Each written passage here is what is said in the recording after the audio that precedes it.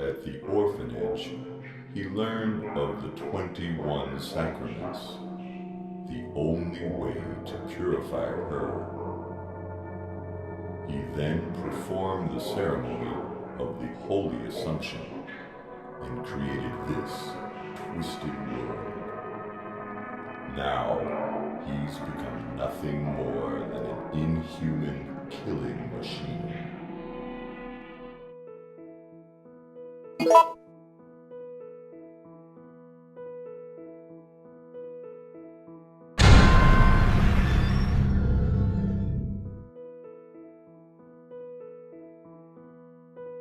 Lately, I've been feeling like my life is in serious danger. I've been through a lot in my life, but I've never felt this kind of pure animal fear.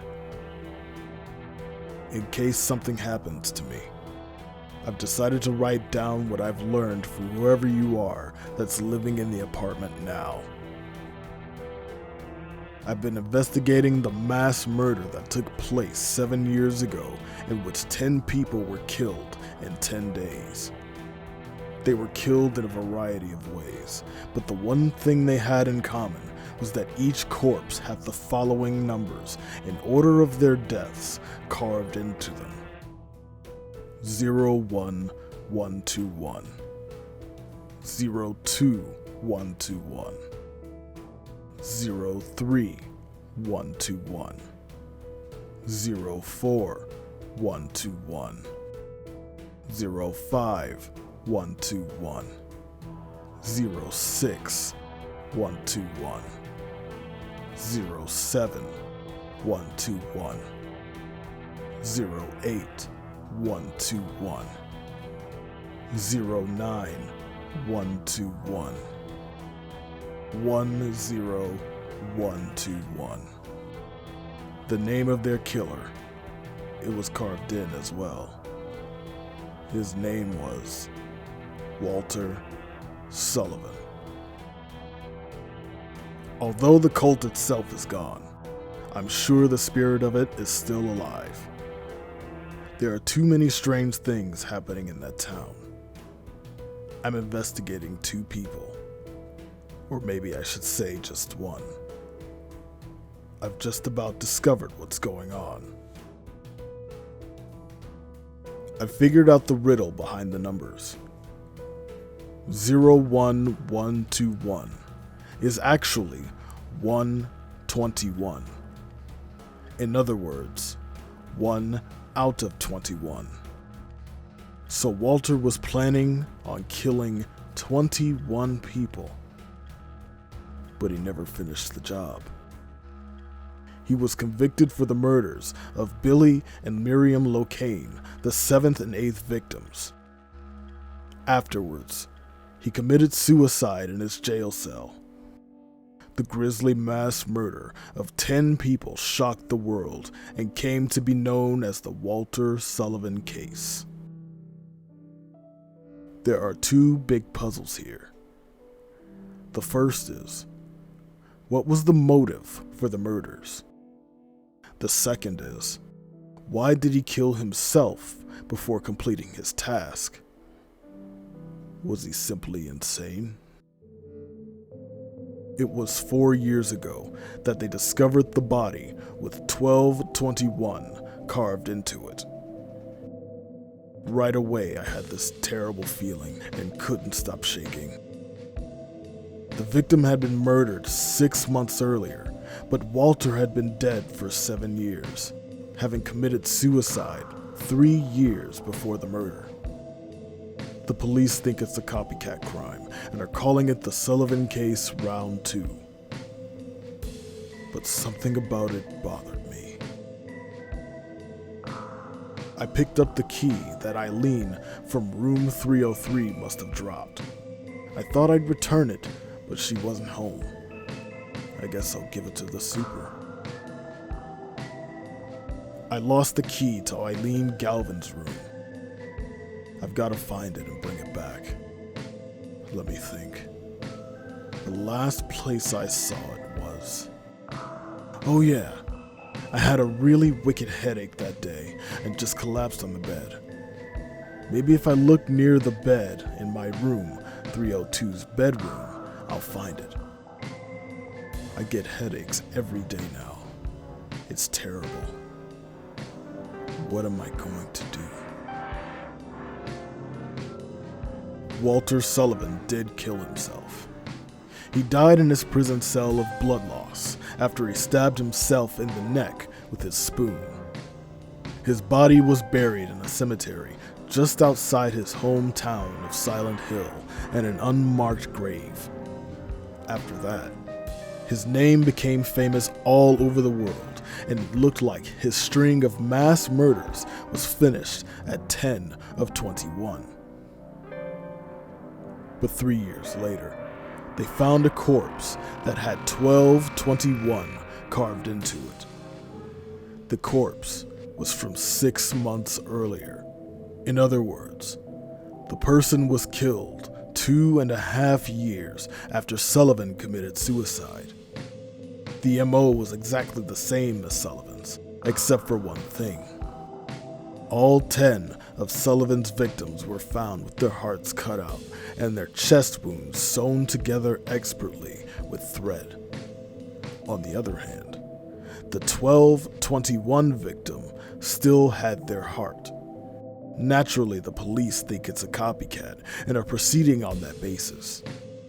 But they haven't made any progress and recently discovered victim number 13. This corpse also had their heart intact. The police still haven't identified a suspect. I've got a working hypothesis. Very few people knew the details of the original crimes and would be able to copy Sullivan's MO so precisely. First, I'll head to Silent Hill, to the grave near that beautiful little lake. Maybe I'll find the answer there. The weather that day was very strange. Even though I avoided the earlier storm, there was still a thick fog clinging to everything. Fortunately, that allowed me to avoid being seen and get right to work. The police are still stubbornly acting as if it's just a copycat case, so I figured things probably hadn't been touched here. But I was wrong. I should have come sooner.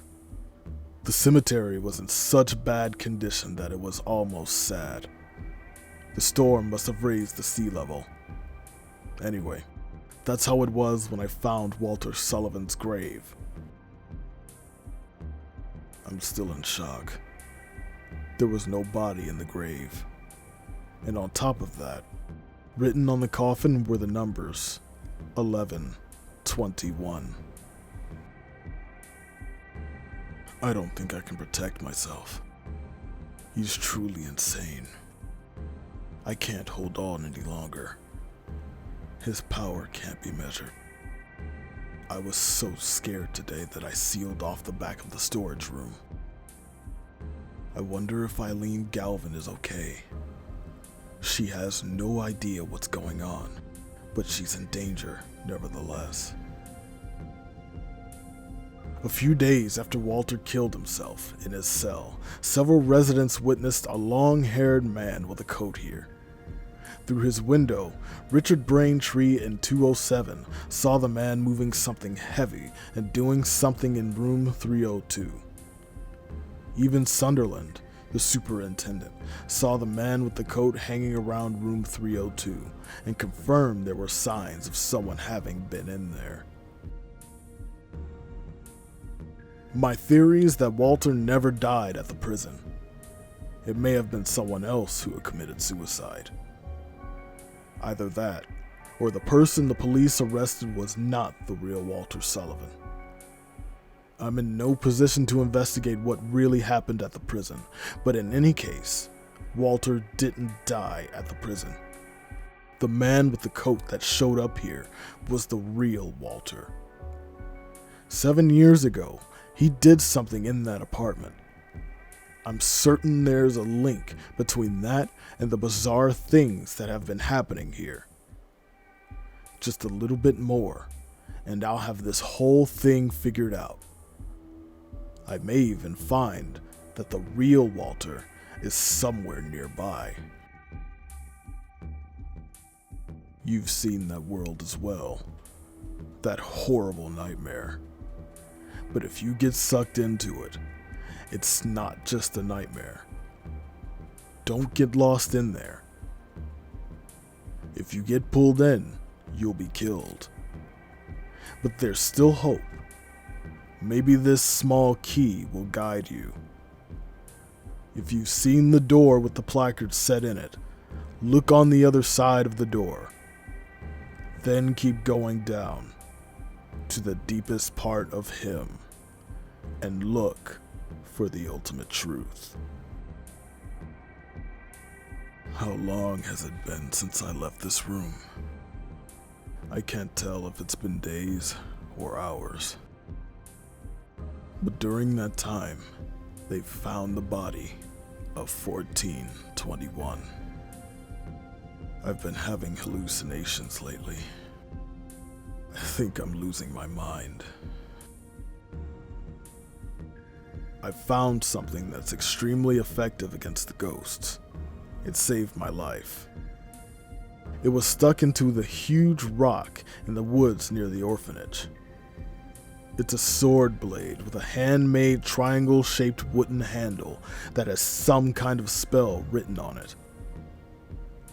As a weapon, it's heavy and hard to carry, but somehow it seems to change in response to the ghost victim's power. Strike when the sword is energized. If you don't reduce their power, your attacks will be repelled. As far as I know, there are only 5 swords in existence with that kind of power. It's extremely valuable.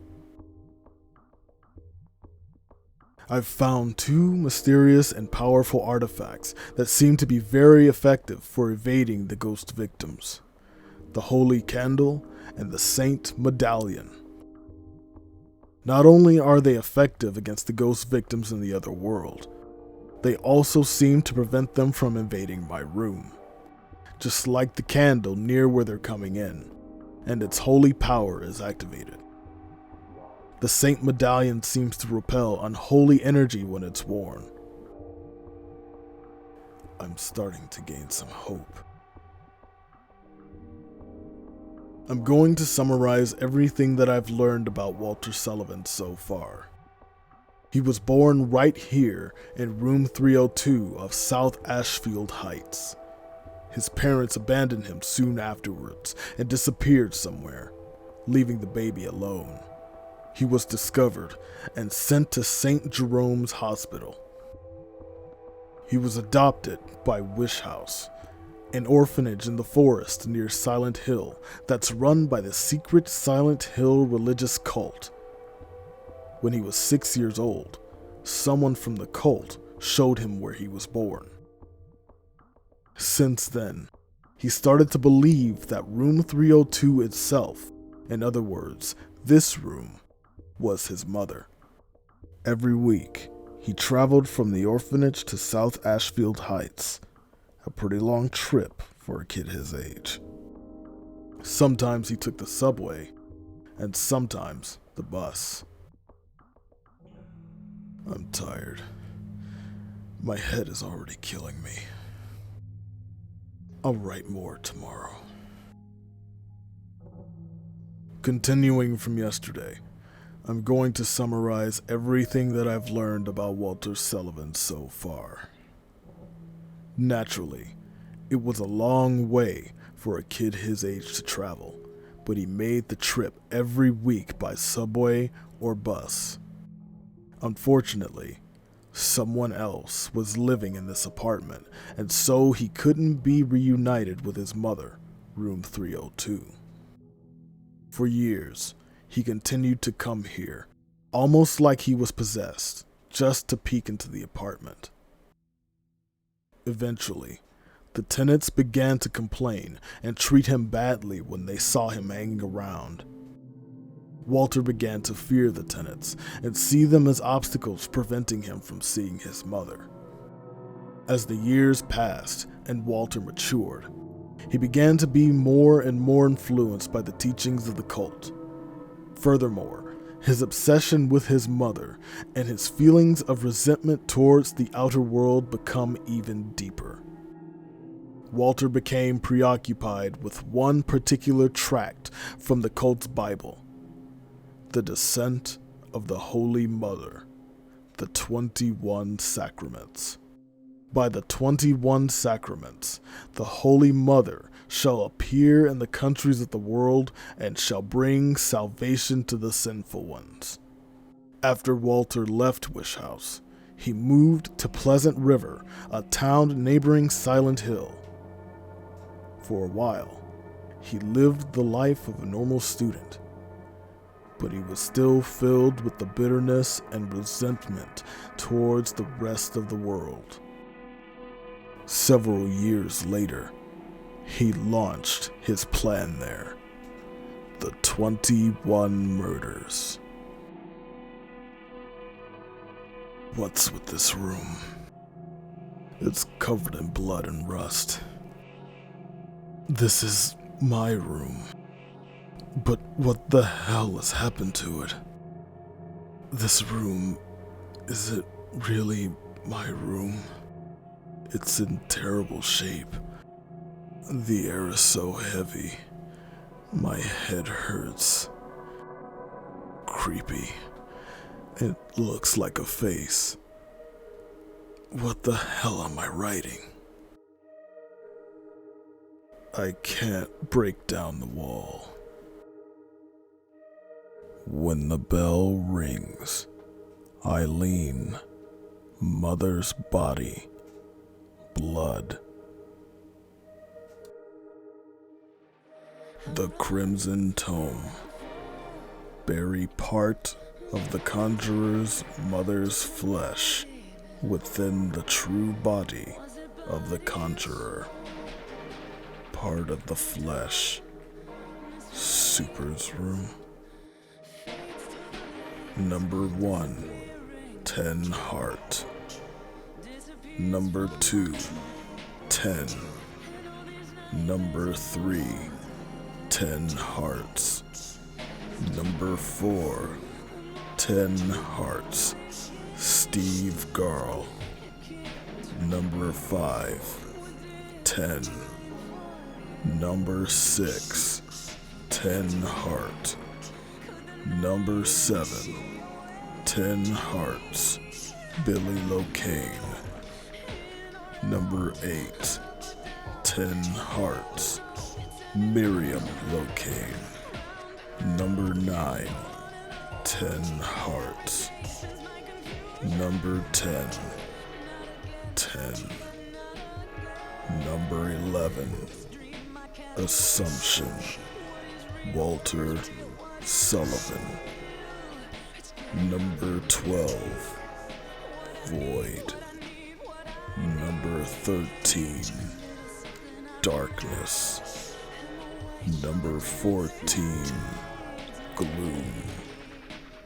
Number 15, Despair, Joseph Schreiber. Number 16, Temptation, Cynthia Velasquez. Number 17, Source, Jasper Gein. Number 18, Watchfulness, Andrew DeSalvo. Number 19, Chaos, Richard Braintree. Number 20, Mother, Eileen Galvin. Number 21, Wisdom, Henry Townsend.